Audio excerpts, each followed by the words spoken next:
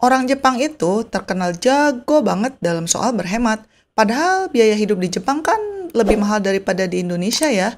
Tapi mereka punya banyak cara jitu untuk mengatur keuangan. Mari kita belajar rahasia mereka. Pertama, mereka itu punya sistem keuangan dengan menggunakan buku catatan keuangan pribadi, tapi bukan cuma buat nyatet uang keluar masuk aja. Di sistem ini, teman-teman bakal diajak untuk mikir berapa banyak uang yang kalian punya, berapa target tabungan yang diinginkan, dan berapa alokasi pengeluaran untuk setiap kegiatan. Jadi, bukan hanya bantu untuk mencatat, tapi juga untuk merencanakan dan mengevaluasi. Metode ini benar-benar membantu untuk sadar kemana aja sih uang kita pergi. Biasanya mereka itu nulis di buku pakai tangan.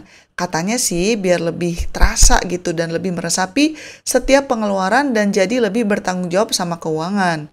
Sistem ini juga mendorong kita untuk berinteraksi langsung dengan angka-angka keuangan kita dan bukan hanya mengandalkan aplikasi atau teknologi. Ini menumbuhkan kesadaran yang lebih dalam tentang kebiasaan belanja dan di mana uang kita sebenarnya berakhir. Selain itu, orang Jepang juga suka banget mengutamakan kualitas dibanding kuantitas. Jadi, mereka lebih memilih beli barang yang rada mahal tapi awet dan tahan lama daripada beli barang murah banyak tapi gampang rusak. Mikirnya gini, investasi di awal buat beli barang berkualitas itu justru bisa menghemat uang dalam jangka panjang karena tidak perlu sering-sering diganti.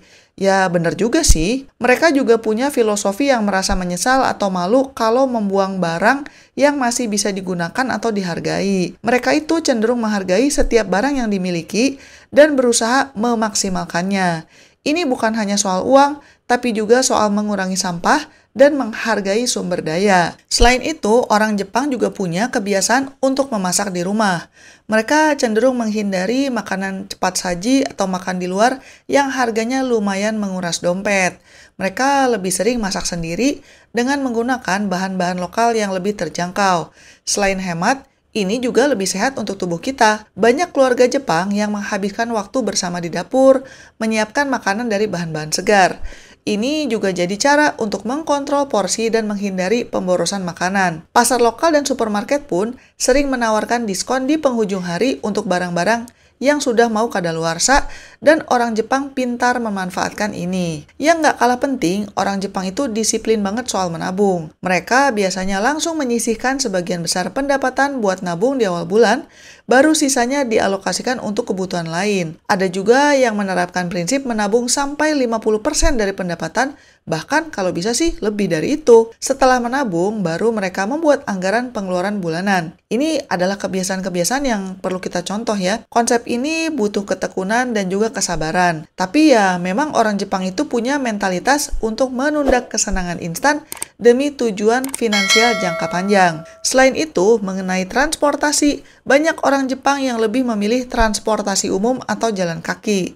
Selain lebih hemat, ini juga membuat badan jadi lebih aktif dan sehat. Mereka jarang banget pakai mobil pribadi kalau tidak terlalu dibutuhkan, karena biaya perawatan dan bensin itu kan lumayan juga. Tapi ya, mereka memang didukung dengan sistem transportasi umum di Jepang yang sangat efisien dan tepat waktu. Dan ini membuat pilihan transportasi publik lebih praktis dan ekonomis dibanding memiliki mobil.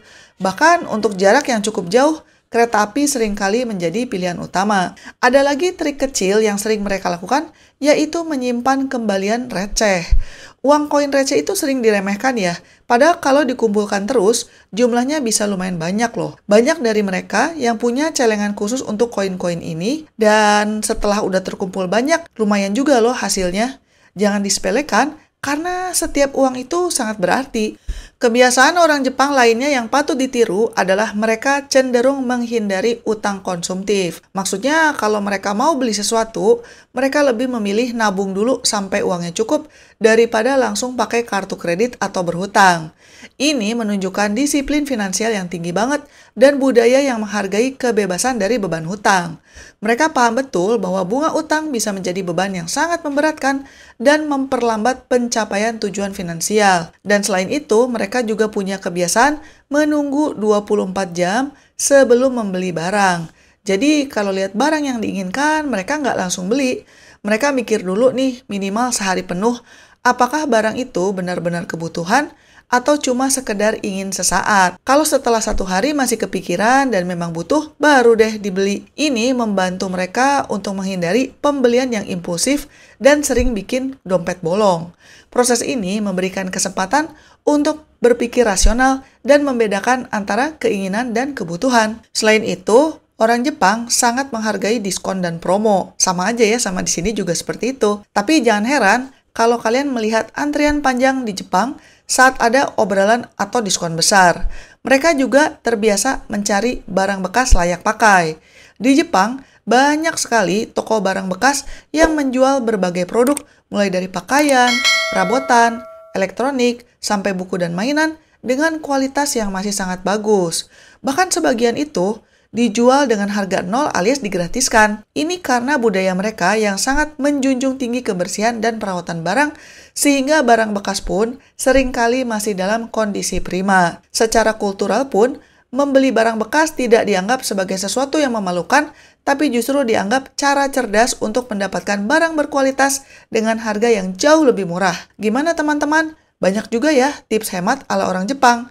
Mari kita coba. Intinya sih, disiplin dan sadar diri sama pengeluaran.